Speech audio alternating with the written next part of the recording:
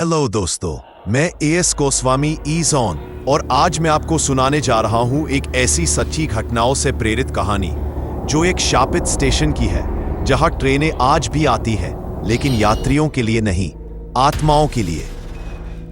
साल 2005 की बात है। राजस्थान की सीमा पर एक स्टेशन हुआ करता था, रुद्रपुर स्टेशन। यह स्टेशन अब भी मौजूद है, लेकिन उस समय पूरी तरह सुनसान पड़ा रहता था। इस स्टेशन के बारे में कहा जाता था कि वहां कोई ट्रेन नहीं रुकती थी, क्योंकि 20 साल पहले हुए एक भीषण हादसे के बाद इसे शापित घोषित कर दिया गया था। आसपास के गांवों में एक डरावनी मान्यता थी। रात के 2:30 बजे वहां एक पुरानी ट्रेन आती है और उसमें बैठी होती है एक लड़की जो अब इस दुनिया में नहीं है।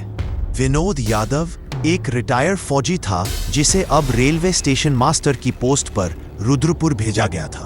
विनोद निडर था, भूत प्रेत पर उसका यकीन नहीं था। उसे लगता था कि डर इंसान के मन का वहम होता है। लेकिन जिस दिन से वहां पोस्ट हुआ, कुछ अजीब घटने लगा। पहली ही रात जब घड़ी ने 2:45 बजाए, स्टेशन की घंटी अपने आप बजने लगी। कोई नहीं था। फिर भी प्लेटफॉर्म नंबर 1 पर ट्रेन की सीटी सुनाई दी। विनोद भागकर बाहर आया। उसकी आंखों के सामने एक पुरानी स्टीम ट्रेन स्टेशन पर रुक रही थी, जंग लगी, धुएं से भरी। ट्रेन के दरवाजे अपने आप खुले और फिर एक लड़की उतरी। उम्र लगभग 25 होगी, सफेद साड़ी पहने हुए, बाल खुले हुए। उसकी आंखों में एक अलग ही शांति और दर्द था। उसने धीरे से पूछा, क्या ये रुद्रपुर स्टेशन है? विनोद ने सिर हिलाया। हाँ, लेकिन जैसे ही वह पीछे मुड़ा, लड़की वहां से गायब थी। उसके बाद कुछ नहीं था, सिवाय एक ठंडी हवा के झोंके और चूड़ियों की झंझनाहट के। अगले दिन विनोद ने स्टेशन के पुराने रिकॉर्ड्स खंगालने शुरू किए। उसे एक फाइल मिली, दुबई सी मार्च 1995 ट्रेन ब्लास्ट रिपोर्ट। उसमें दर्ज था, रुद्रपुर स्टेशन पर एक पैसेंजर ट्रेन में विस्फोट हुआ था।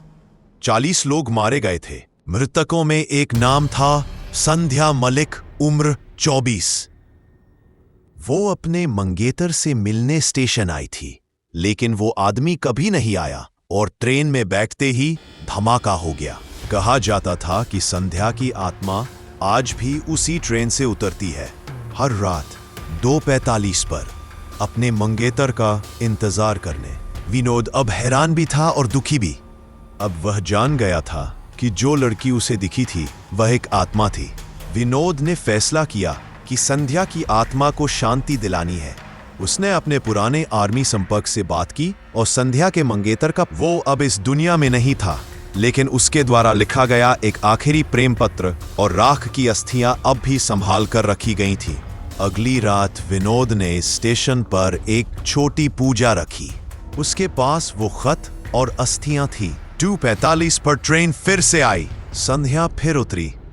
इस बार वो पहले से भी ज्यादा उदास दिख रही थी। विनोद ने कांपते हाथों से वो खत आगे बढ़ाया। प्रिय संध्या, मैं लौट नहीं सका, लेकिन मेरी आत्मा आज भी तुम्हारे साथ है। मुझे माफ कर देना। संध्या की आंखों से आंसू गिरने लगे। उसने खत को सीने से लगाया और एक हल्की सी मुस्कान उसके चेहरे पर आ गई। अचानक आसमान में तेज रोशनी फैली और संध्या की आत्मा धीरे धीरे हवा में विलीन हो गई। ट्रेन भी धुएं में गायब हो गई, हमेशा के। सुबह रुद्रपुर स्टेशन पर पहली बार सूरज की किरणें पड़ी। 20 साल बाद वहां पहली असली ट्रेन आकर रुकी। लोग उतरे, स्टेशन पर रौनक लौट आई। अब वह भूतिया स्टेशन नहीं रहा, अब वह मोक्ष स्टेशन कहलाने लगा। कुछ आत्माएं बस अधूरी मोहब्बत में बंदी होती हैं। जब उनका इंतजार पूरा हो जाता है, तब उन्हें मोक्ष भी मिल जाता है। अगर आपको कहानी पसंद आई हो तो वीडियो को लाइक जरूर करें और ऐसे ही डरावनी रहस्यमयी कहानियां सुनने के लिए चैनल को सब्सक्राइब करना ना भूलें।